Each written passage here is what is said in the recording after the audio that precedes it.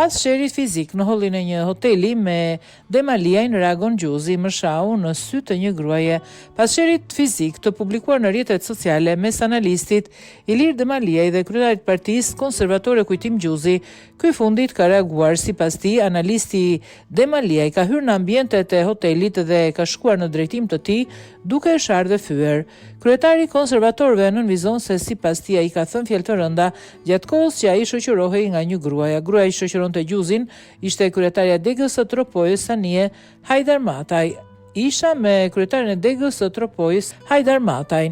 Po diskutonim në tavolinën tonë dhe filloi me fyerje dhe sharje me fjalë burash që nuk thuhen në sy të një gruaje. Filloi të më fyej, thash se unë jam në kafe me njerëz, më sulmoj, por u tërhoqa sepse nuk doja të merja goditje.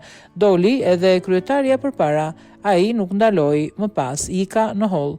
Ndërhyn bodyguardët e Hotel Tirana dhe çdo gjë u shua. Ishte tentativë për të grushtuar dhe për të sulmuar, por unë ruajta qetësinë, ka thënë Gjuzi.